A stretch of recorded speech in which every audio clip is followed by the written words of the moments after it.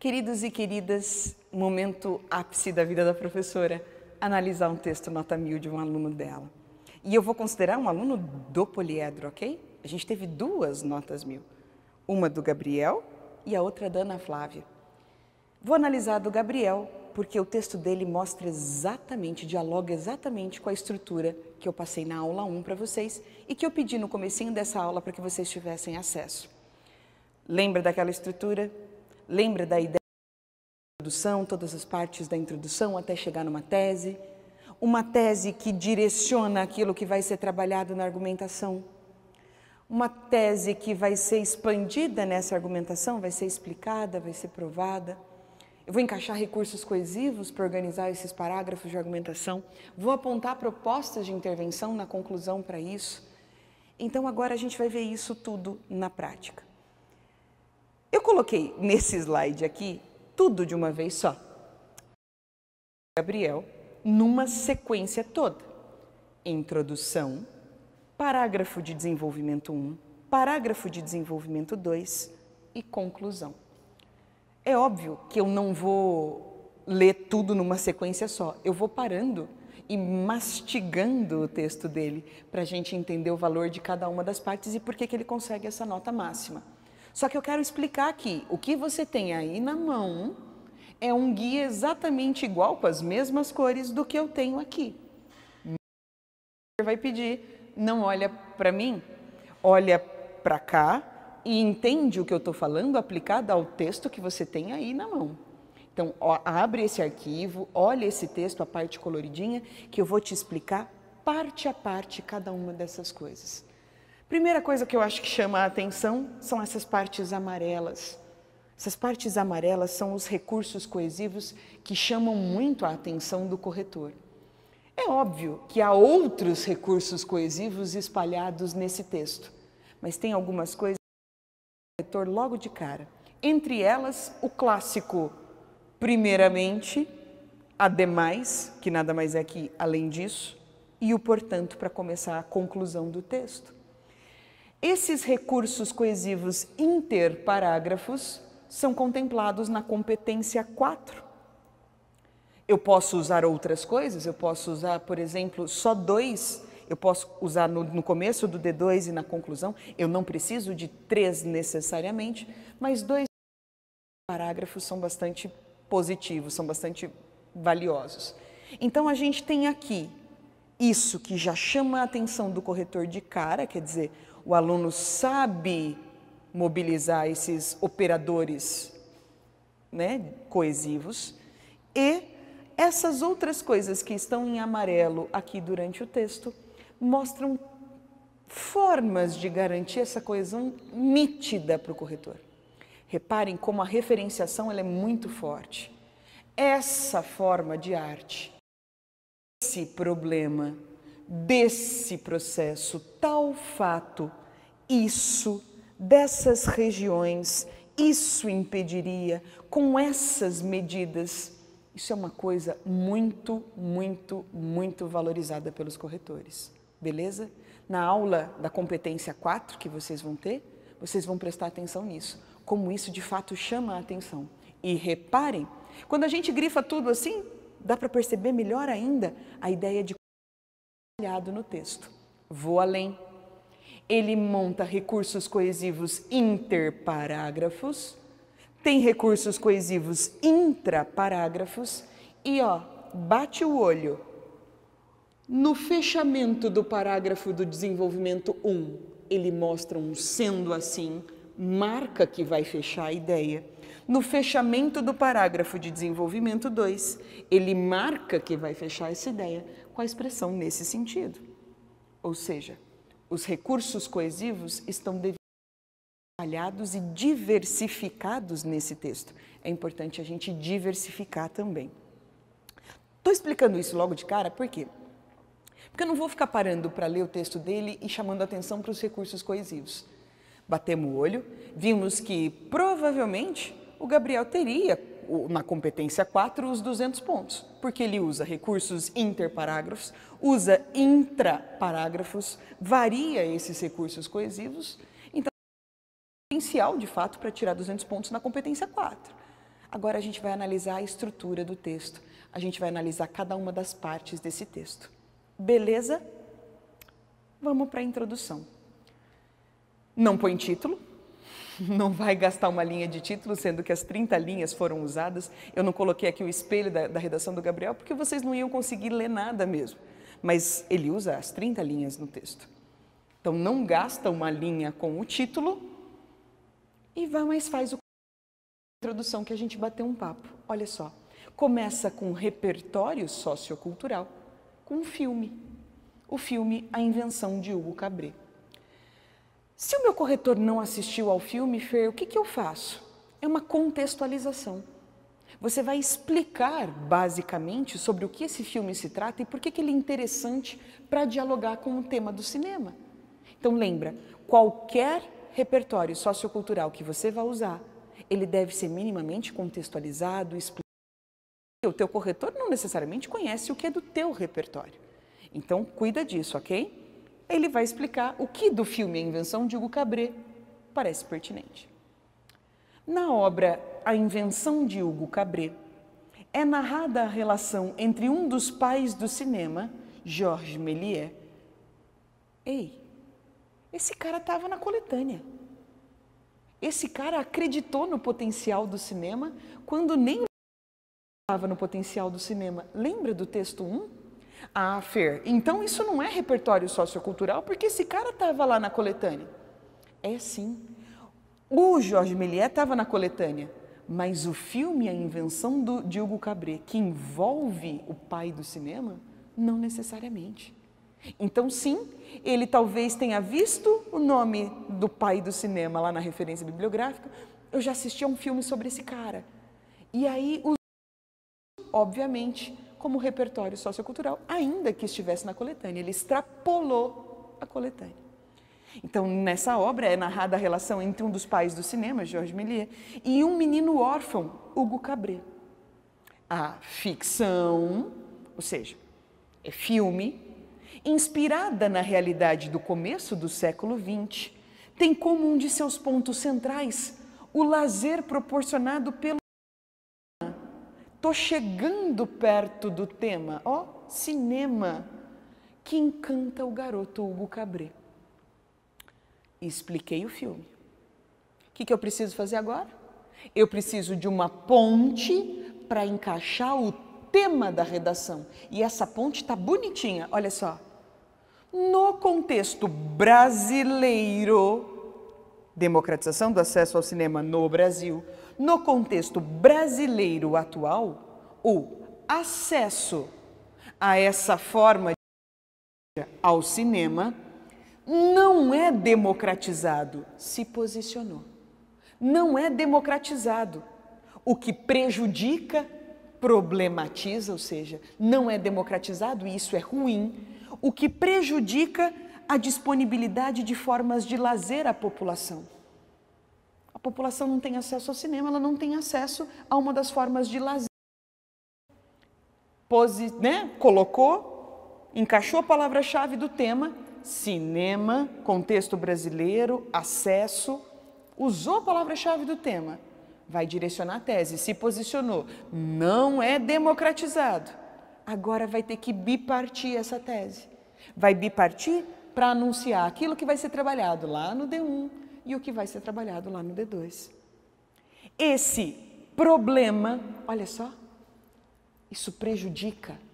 Esse problema, advém, vai indicar causas da causa 1, centralização das salas exibidoras em zonas metropolitanas. O primeiro argumento dele vai expandir essa história de centralização das salas exibidoras em zonas metropolitanas e o D2, o argumento 2, o parágrafo de desenvolvimento 2, vai falar do alto custo das sessões para as renda.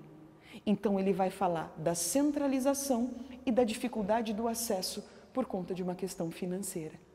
Separou por duas causas, ele mostra causa 1, centralização das salas exibidoras em zonas metropolitanas, causa 2, o alto custo das sessões para as classes de menor renda. Já colocou repertório sociocultural, produtivo, ou seja, ele não citou uma coisa lá só para dizer que ele teve um repertório. Ele dialogou, a ponte mostra que esse repertório é produtivo para eu entender o tema da redação, que é a democratização do acesso ao cinema no Brasil. Encaixa isso, se posiciona, não é democratizado, isso é ruim, e isso é um problema causado por A, uma dificuldade, B, outra dificuldade. Causa 1, causa 2 dessas questões aí. Introdução certinha, bonitinha. Se ele me promete no D1 centralização das salas exibidoras em zonas metropolitanas, quando eu chego no parágrafo de desenvolvimento 1, é isso que eu tenho que achar. Primeiramente, o direito ao lazer está assegurado na Constituição de 1988. Lembra que a Fer falou na aula 1 que às vezes a gente usa lei ou a Constituição Federal para mostrar que no Brasil a teoria é muito bacana, mas a prática funciona? Olha aqui. A Constituição de 88 é mais um repertório, ela não estava na coletânea, para mostrar que o direito ao lazer está assegurado na Constituição. Mas o cinema, palavra-chave do tema, como meio de garantir esse lazer, não tem penetração em todo o território brasileiro. Ou seja, não é todo lugar que tem cinema. Olha o que ele me prometeu na introdução. Centralização das salas exibidoras em zonas. Chega aqui e diz, o cinema não está penetrado em todo o território brasileiro. Ele está centralizado. Repara, prometeu lá na introdução, cumpriu ideias principais, ideia central. Agora ele precisa fazer o quê? Agora ele precisa expandir para indicar as ideias secundárias que vão sustentar essa ideia central. E ele faz isso bonitinho. O crescimento urbano no século XX, salas de cinema para as grandes cidades. Gente, isso estava lá na coletânea. Estava explicado lá no texto 4. Não tem problema, porque aquela ideia está sendo usada para sustentar aquilo que ele quer defender. Aquilo que é importante para ele garantir uma das causas da falta de democratização do acesso ao cinema no Brasil. Não tem problema você usar os textos motivadores para motivar a sua explicação, para motivar a sua compreensão. Os textos estão lá para isso. Ó. Mostra que o crescimento urbano no século XX atraiu as salas de cinema para as grandes cidades, centralizando progressivamente a exibição de filmes. Como indicativo desse processo, então, ó, ele mostra a ideia central que ele tinha prometido lá na introdução. Pontua, vai explicar que isso aconteceu por conta do crescimento urbano no século XX. E agora ele vai provar que isso de fato acontece.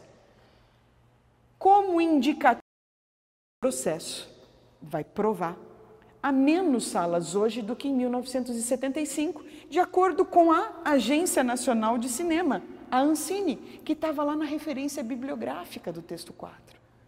Então, repara, ele usa a coletânea, mas de uma forma a sustentar a ideia. Não está copiando. Isso não é cópia, isso é interpretação de texto. Ele entende que são esses fatores que dificultam a democratização. Usa Ancine. E primeiro explica a sigla, depois encaixa. Primeiro explica, né, o nome do órgão e aí encaixa a sigla. Ponto. Ideia central, tópico frasal, ponto. Explica, ponto. Prova, ponto. E vai indicar mais causa. Ó. Tal fato se deve à falta de incentivo governamental, seja no âmbito fiscal ou de investimento, à disseminação do cinema. Ocasionou, causa e consequência, se deve a tarará, o que ocasionou tarará, a redução do parque exibidor interiorano. Lembra?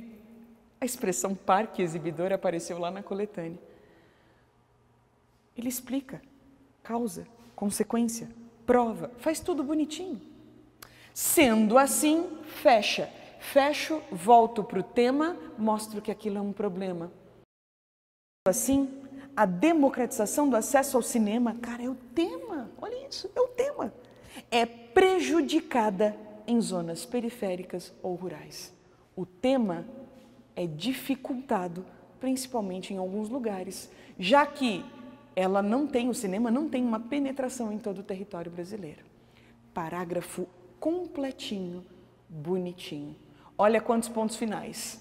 1 para o tópico frasal, explicou mais um, provou com dados da coletânea, mas ele já tinha repertório lá na Constituição Federal, mais um, indicou relação de causa e consequência, fechou essa ideia marcando claramente, encaixou o tema, vai abrir agora o D2.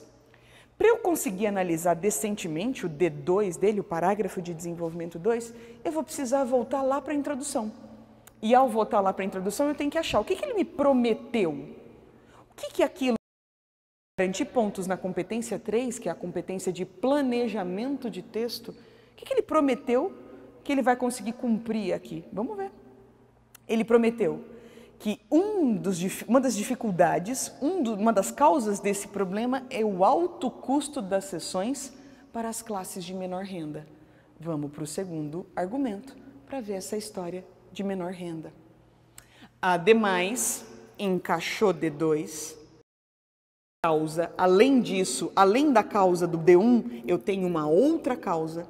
O problema, repara, foco no problema, existe também nos locais onde há salas de cinema, uma vez que o custo das sessões é inacessível às classes de baixa renda. Ponto. Prometeu lá na introdução, cumpriu aqui no comecinho do texto. Tá. Tópico frasal 2. Prometeu lá, veio, encaixou a ideia central. Agora a gente precisa fazer o quê? Ver como ele explica, como ele prova, como ele fecha. Isso, ou seja, esse alto custo que inviabiliza o cinema para as classes de baixa renda, se deve ao fato, está explicando causa, de o mercado ser dominado por poucas empresas exibidoras. Para ajudar a explicar, ele vai precisar de uma ajuda, ele vai buscar um teórico. Conforme teorizou inicialmente o pensador inglês Adam Smith, o preço decorre da concorrência. A competitividade força a redução dos preços, enquanto os oligopólios favorecem o seu aumento. Então, na verdade, o que ele faz? Ele mostra que a falta de competitividade acontece no Brasil porque existe uma espécie de oligopólio de poucas empresas exibidoras que fazem com que o preço seja muito alto. Então, ele do Adam Smith, que não era uma teoria sobre cinema, mas ele prova que essa teoria ajuda a entender o preço alto do ingresso do cinema, onde há cinema no Brasil. Porque no primeiro argumento ele disse, não é todo lugar que tem cinema. No segundo argumento ele diz, onde tem, nem todo mundo pode ir, porque o preço é muito caro. E ele explica que o preço é caro, por quê? Porque não tem concorrência, o mercado é dominado por poucas empresas exibidoras de filme. Nesse sentido, a baixa concorrência, a ideia de problema, dificulta o acesso ao cinema no Brasil, volta para o tema. Está entendendo o mecanismo? Está entendendo como ele cumpre o que ele promete lá na introdução? Como ele organiza cada um dos parágrafos de argumentação por tópico frasal, expande, explica, prova ou prova, explica, fecha a ideia, volta para o tema? Então, repara, esse parágrafo, assim como o primeiro parágrafo também estava. Quando a gente sabe que essa redação tirou 1000, isso fica muito claro para a gente. É isso que se quer. Ele tinha repertório lá na introdução, que era a invenção de Hugo Cabret. Repertório 2, no D1, a Constituição de 88 do Brasil, que não estava na coletânea. Repertório 3, Adam Smith. Fez 3 repertórios no meu texto. Teoricamente, para você conseguir nota máxima, um repertório sociocultural produtivo já é suficiente para você conseguir isso. Mas se eu consigo articular isso e mostrar que os meus conhecimentos de fora da coletânea dialogam perfeitamente com aquilo que a coletânea apresenta, eu mostro que eu tenho uma visão muito maior sobre aquele assunto. E isso valoriza o texto. Tudo bem? Bom encaixe de palavra-chave do tema, sem o texto ficar repetitivo, bom uso dos recursos coesivos, 2 problemas devidamente trabalhados. Agora, as propostas de intervenção. Quero chamar a atenção de vocês para o tamanho do parágrafo de desenvolvimento e para o tamanho do parágrafo de conclusão. No Enem, é relativamente normal o parágrafo de conclusão ficar maior do que o parágrafo de desenvolvimento. Preciso detalhar essas propostas de intervenção. No caso do Gabriel, ele precisa resolver 2 problemas, ou ele precisa de uma proposta de intervenção que resolva os 2. Como o primeiro problema que ele trabalhou lá no D1, ele falou que o cinema brasileiro não está em todo lugar. Como problema 2, causa 2 da falta de democratização do acesso ao cinema no Brasil, ele indica que quando tem cinema o preço é muito alto. Então ele tem 2 coisas para conseguir resolver nesse texto. Vamos ver. Por tema, a democratização do cinema depende da disseminação, ou seja, espalhar os cinemas, que foi trabalhado no D1, e do jogo de mercado para baixar o preço, D2. Então, de cara, ele vem e retoma o tema, retoma D1, retoma D2. Isso, para uma conclusão, é muito legal. Porque eu estou fechando. Então, eu estou te mostrando que, por causa desse tema, essas 2 causas precisam ser resolvidas. Elas são O Gabriel deixa o que a gente chama de rastro. O que é rastro? Imagina que o teu corretor, ele está corrigindo a sua redação do Enem e ele precisa achar 5 elementos completos de uma proposta de intervenção. Então, se eu deixo determinadas expressões que facilitam o meu corretor identificar que eu cumpri cada um desses 5 elementos, melhor para mim. Então, o Gabriel ele faz isso. Eu brinco que é deixar migalha para que depois a gente consiga voltar ao texto. Ele vai deixando as migalhas para o corretor, aqui está a finalidade, aqui está o modo meio, aqui está o agente. E ele faz isso de uma forma bastante inteligente. Olha só. A fim de finalidade. A ordem dos fatores não altera o produto, lembra? A fim de levar filmes às zonas periféricas, está resolvendo a disseminação. As prefeituras, a gente, quem é responsável por fazer isso? Essas regiões devem agir, ação, devem fazer o quê? Promover a interiorização dos cinemas por meio de, modo meio, está dizendo como? Por meio de investimentos no lazer e incentivos fiscais. Ponto. Então ele tem finalidade, ele tem agente, tem ação, tem modo meio. Para essa proposta de intervenção, falta um detalhamento de um desses elementos. Faltou o detalhamento. Vamos ver se ele cumpre. Lembra? Eu posso apontar 2 propostas de intervenção, mas uma delas, pelo menos, tem que ter 5 partes. Essa primeira só tem 4. Além disso, visando finalidade, com o intuito de, visando reduzir o custo das sessões, vai resolver o problema do argumento 2, cabe ao agente Ministério, ele não foi prejudicado, mesmo o Ministério da Fazenda tendo sido substituído em 2019, no governo Bolsonaro, pelo Ministério da Economia. Então foi absorvido, mudou de nome, mesmo assim ele não foi prejudicado. Teve uma galera que no ano passado ficou super paranoica porque tinha colocado o Ministério da Cultura, sendo que o Ministério da Cultura já não tinha, passou a ser uma Secretaria de Cultura. O Enem não está a fim de ferrar os alunos, muito pelo contrário. Ele está a fim de analisar de que forma você entende como as coisas podem funcionar nesse país. Fazenda, se é um Ministério da Economia, um Ministério... Não tem problema, desde que você entenda quem é responsável, qual órgão é responsável por investir em qual parte. Cabe ao agente Ministério da Fazenda fazer o quê? Ação. Ampliar a concorrência entre as empresas exibidoras, como ele diz lá no D2. O que pode ser feito por meio modo meio, regulamentação e fiscalização das relações entre elas, atraindo novas empresas para o Brasil. Atraindo novas empresas para o Brasil é mais uma, digamos assim, finalidade dessa proposta de intervenção. Ele está detalhando o que ele quer com isso. Então, se a gente fizer isso, a gente vai conseguir atrair novas empresas para o Brasil. 5 elementos, fechou. Finalidade, isso impediria a formação de oligopólios, consequentemente aumentando a concorrência. Ponto. Aqui do texto com as propostas de intervenção.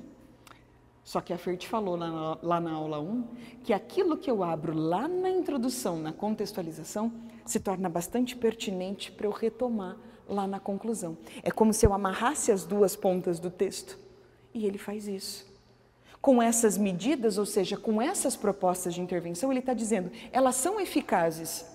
O cinema será democratizado. Deixará de ser um problema a falta, porque ele vai estar democratizado. A população brasileira, que é o cerne da proposta de redação, o mesmo encanto que tinha Hugo Cabret com os filmes, lá no filme A Invenção de Hugo Cabret. Amarra as 2 pontas do texto, tudo que ele promete ele cumpre, desenvolve em cada uma das partes com recursos coesivos, a professora fica toda orgulhosa. Viram como eu não preciso falar difícil para fazer um texto? Viram a ação do texto favorece a correção dele?